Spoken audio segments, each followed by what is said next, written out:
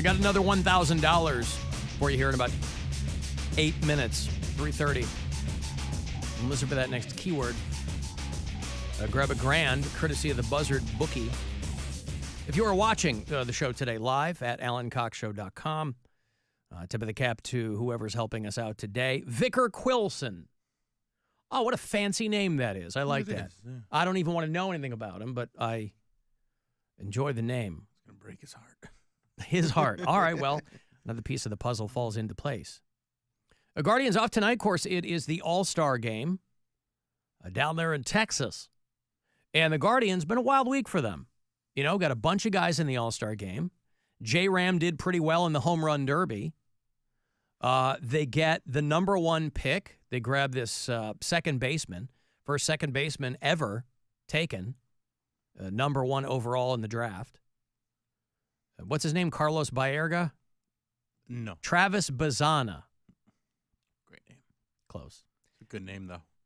Bazzana? He was from Oregon State. He's Australian. They called him the Basmanian Devil. He's a left-handed hitter. He's 21 years old. He got 28 home runs in 60 games this season, the most by a Pac-12 player in 25 years. So the people over at the Guardians are like, the guy plays second base, but we think that he's going to be more versatile than that. So we'll see what happens. But he was going to be a highly sought-after dude, and it's cool that he's here.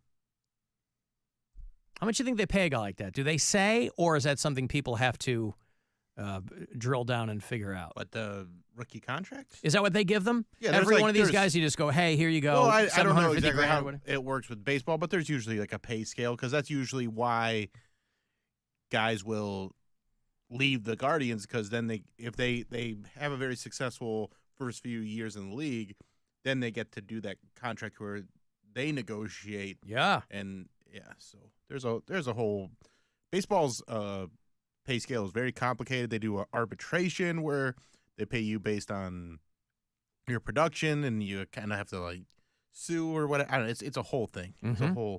It's a complicated thing. Yep. That's why Mary has sued me multiple times. Mm-hmm. Hasn't worked. She's very litigious. Contract. Well, I have a good legal team. It's ridiculous. Well, that's got to be fun, though. It's all good news if you're a young guy out of college, right? And because you have people doing all of that stuff for you.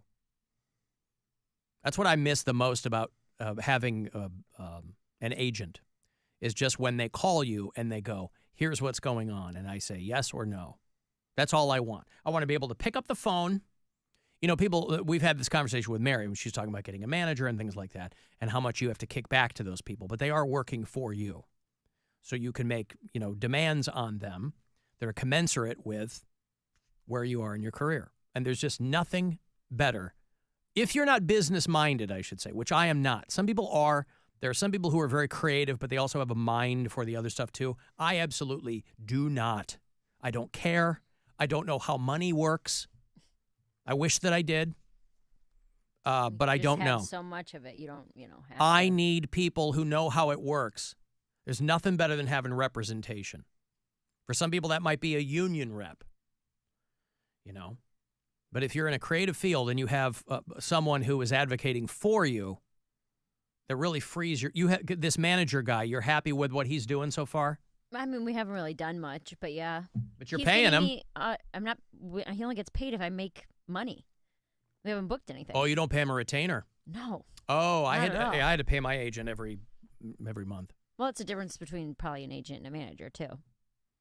Is that he only makes money if we actually book something. I see. Well, all the more reason to be working for you.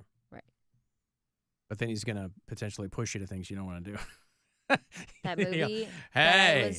That movie that I was shooting that self-tape for yesterday. I went home and read the full script, and then I emailed him, and I was like, I do not want to do this. Oh, really? Like, this is lesbian sex scene?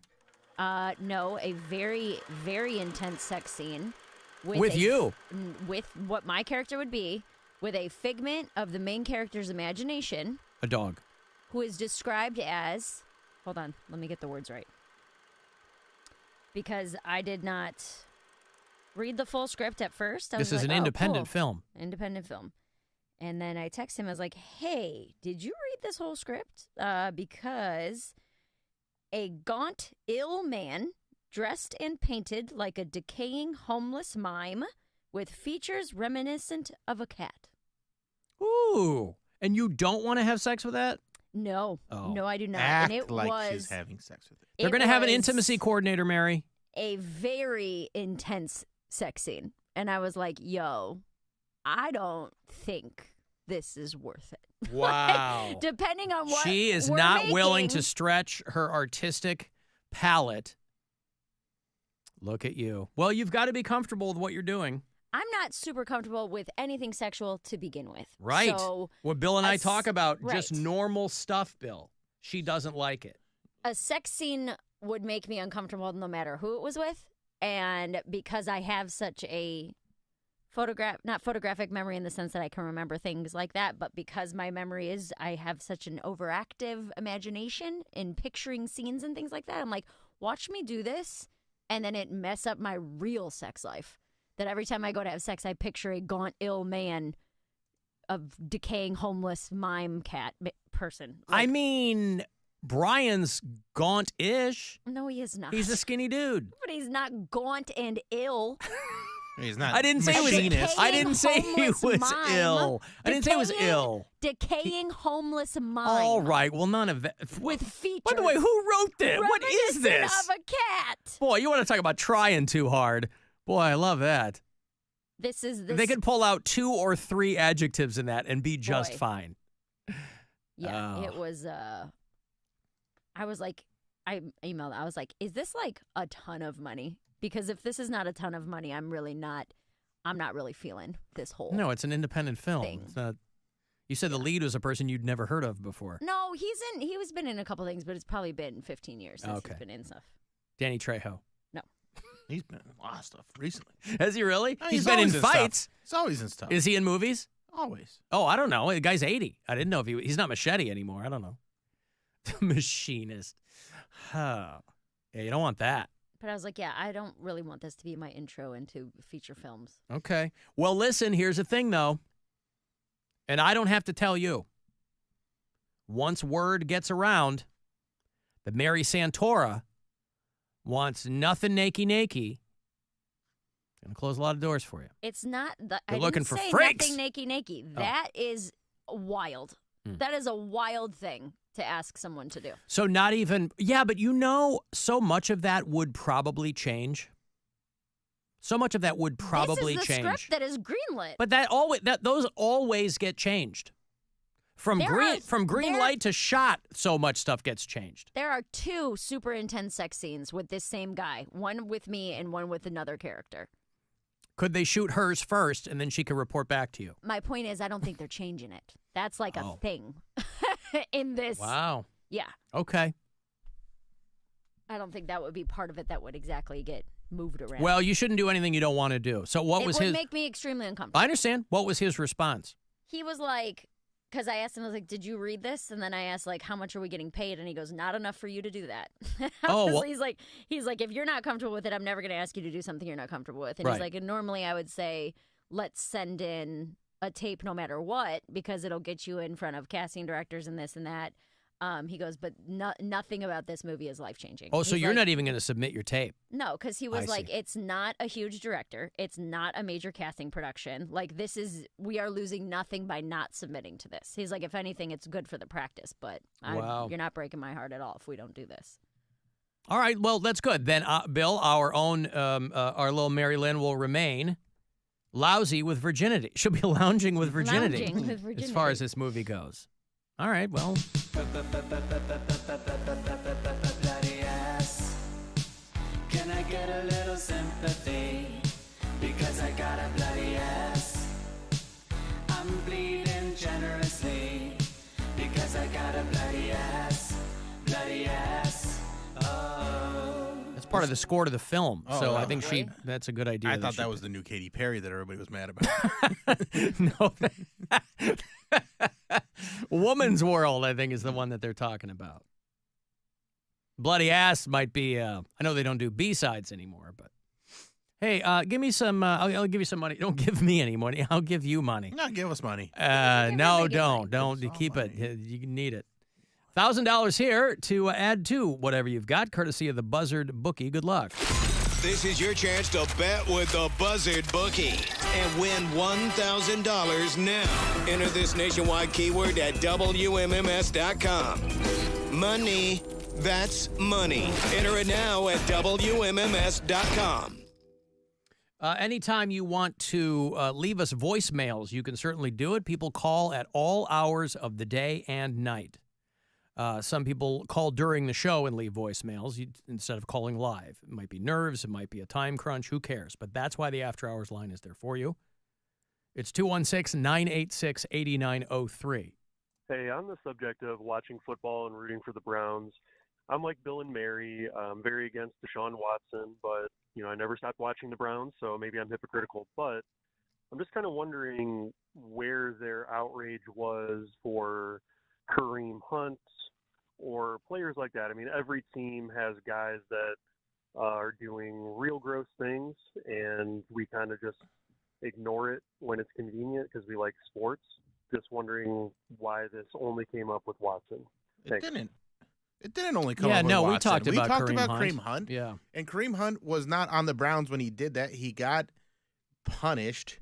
He did his time. He did everything that the league asked him to do, and then he came back, and he wasn't given a contract that makes him the highest paid player of all time. Right. And he's not They're the face paying of the him like $3 team. million, I think. And again, we saw the video of that. We saw what he did, and he, Was he the dude that punched the girl at the elevator? he pulled kicked her. a ditty on her? Yeah.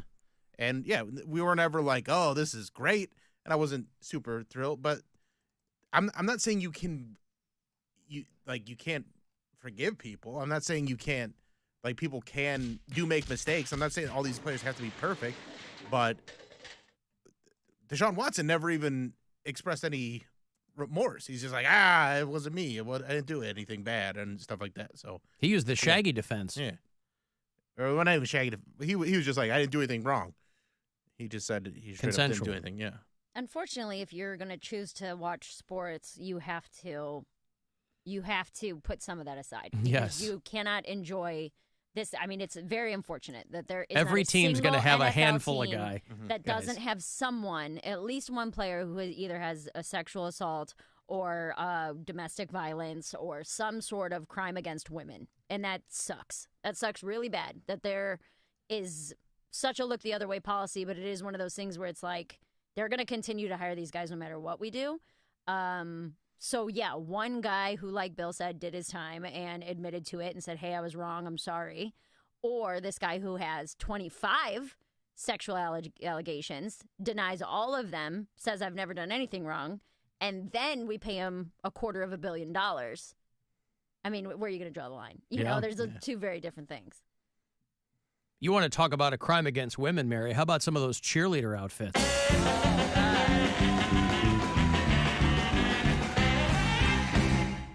49ers, what are you doing? Yeah, and again, I think Bill said this.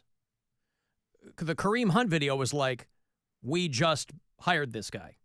It had already happened, yeah? No, I mean, he wasn't even on our team. Oh. It happened. And then they brought him on, and people were like, what? It happened when he was on the Chiefs. He got cut by the Chiefs. We saw the video. I think he sat out like a full year almost, or he lost a lot. Yeah. And the NFL had some sort of suspension that he had to do. He had to do some work, and he did those things. And then he was brought onto the team. Listen, you can go back further than that. I know everybody in this town loved Jim Brown. Oh, yeah. But you want to talk to any woman he ever came in contact with, and they were like, holy Christ. Mm-hmm. So you don't even have to resign yourself to the modern day examples. But yeah, to your point, Mary, any team you're a fan of, you don't have to Across the board. Yeah, you don't have to know chapter and verse of each member's history on the roster, because there's a really good chance you got a handful of guys who've done something. Yeah, but for them to put their entire, we have incredible players that they could have given a fraction of that salary to and built the team up. And to give that much money to a guy that hadn't played in about 2 years, and also, there were in giving an unprecedented contract where no team since or before has ever given a player a fully guaranteed contract like that. Yeah. It just smacks of desperation. Yeah, it was just not It was. it was not a good look, and it hasn't paid off. Stephen Canton wonders, Mary was caressing her brother's butt in that video, but she won't get down with the corpse mime. What the hell's going Caressing on? my brother's butt. I had my hand in his pocket. Yeah, but you said people got mad because they got mad. Yeah, they thought it was disgusting to touch your brother that way. Yeah. Whatever, dude. Put your hand in his pocket. Well, were the two of you wearing the airbrush shirts with the arrow pointing to the other person? No, we Like shouldn't one have. says my bitch and the other one reads his bitch? His king. His His queen. Yeah. Yeah, my king. My king. Yeah.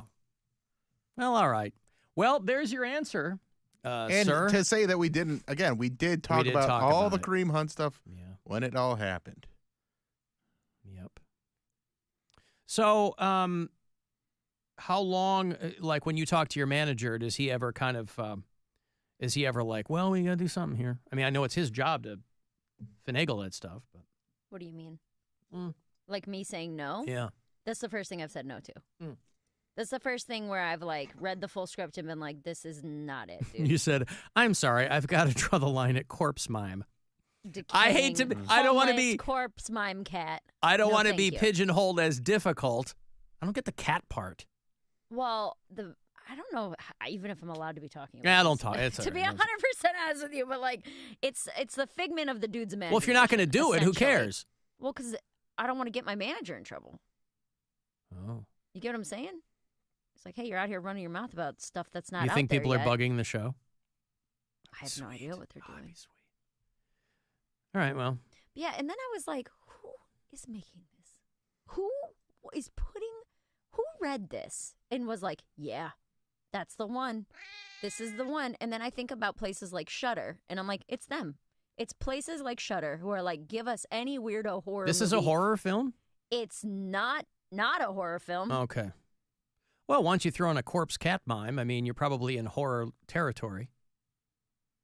He's not a corpse yet. He's a decaying, gaunt, ill, homeless mime cat. Decaying. Decaying. Gotcha. And Not fully decayed. Not fully decayed. No livor mortis. Have you watched Stop Motion on Shudder? No.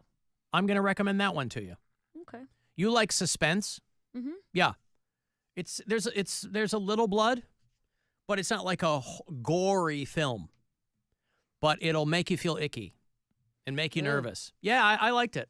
It's called Stop Motion. I think it's Irish or British or it might be Irish. But yeah, check it out. Brian saw Longlegs last night. God, I want to see that. He said it's really good, Oh, but he was like, Nicolas Cage is so uncomfortable. He's like, every minute that he's on screen, you're like, get this guy. I don't want to look at this guy. that's why they he's didn't like, show him at all in the lead up to this dude, movie. He's like, he plays the part perfectly. He's like, but he makes you feel physically ill. When you're watching this guy act, you're like, I hate this. Like, please, I don't want to be around him anymore. Just take him off. I was like, well, that's kind of the point. You Yeah. know? He's like, yeah, it definitely evokes some feelings for They sure. had an A-list lead, and they didn't show one frame of him. Yeah. He said Smart. he's super, super off-putting in that movie. But yeah, he said it was really good. Well, then he's the perfect guy for that. Yeah. I'm going to take a break here. If you want to send me a text for anything, 35192 is where you want to do that. I'll have tickets for you to see Wolfie Van Halen.